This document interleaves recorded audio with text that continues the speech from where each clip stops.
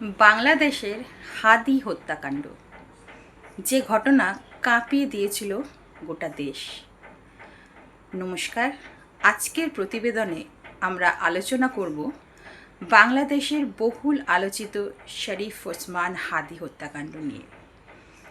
শরীফ ওসমান হাদি ছিলেন বাংলাদেশের রাজনৈতিক ও সামাজিক সংগঠন ইনকিলাব মঞ্চের মুখপাত্র এবং তরুণ প্রজন্মের পরিচিত এক কর্মী।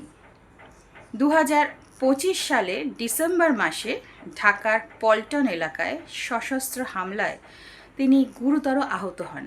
পরে উন্নত চিকিৎসার জন্য সিঙ্গাপুরে নিয়ে যাওয়া হলেও 18ই ডিসেম্বর তিনি মারা যান।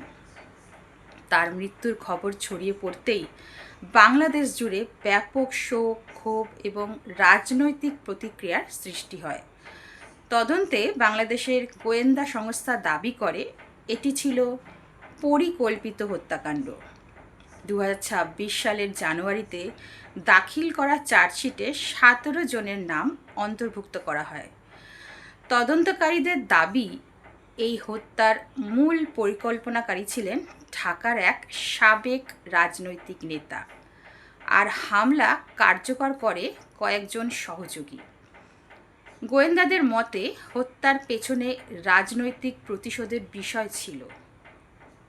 ঘটনার পর প্রধান অভিযুক্ত ফয়সাল করিম মাসুদ ও তার সহযোগী আলমগীর হোসেন দেশ ছেড়ে পালিয়ে যায় বলে অভিযোগ ওঠে।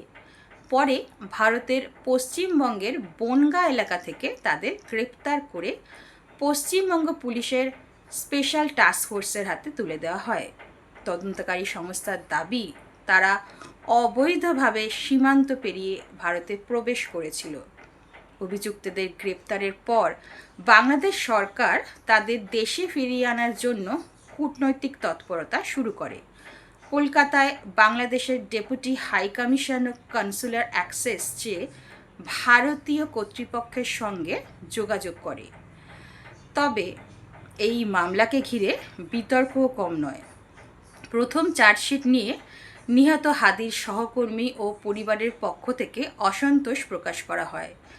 পরে আদালতের নির্দেশে সিআইডিকে পুনরায় তদন্তের দায়িত্ব দেওয়া হয় এবং মামলার অধিকতর তদন্ত চলতে থাকে। হাদির মৃত্যু শুধু একটি হত্যাকাণ্ড হিসেবে নয়, বাংলাদেশের সাম্প্রতিক রাজনৈতিক ইতিহাসের অন্যতম আলোচিত ঘটনা হিসেবেও বিবেচিত হচ্ছে।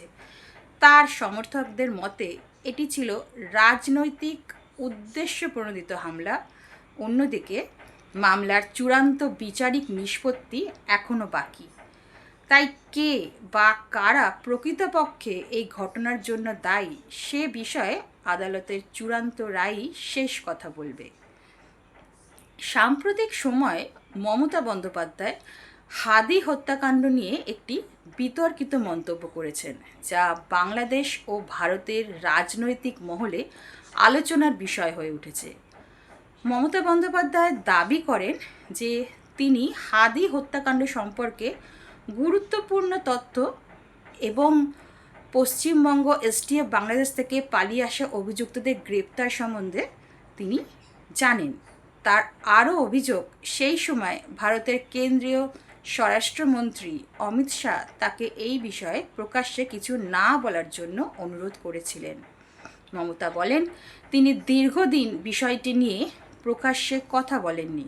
তবে সম্প্রতি রাজনৈতিক কর্মসূচিতে বক্তব্য রাখতে গিয়ে তিনি ইঙ্গিত দেন যে এই হত্যাকাণ্ডের নেপথ্য সম্পর্কে তার কাছে তথ্য রয়েছে। তিনি সরাসরি সব নাম প্রকাশ করেননি, কারণ এতে বাংলাদেশে নতুন করে উত্তেজনা সৃষ্টি হতে পারে বলেও উল্লেখ করেন। এই মন্তব্যের পর বাংলাদেশের রাজনৈতিক মহল এবং সংবাদ মাধ্যমে ব্যাপক আলোচনা শুরু হয়েছে। বিভিন্ন মহল থেকে তার বক্তব্যের সত্যতা ও প্রভাব নিয়েও প্রশ্ন তোলা হচ্ছে।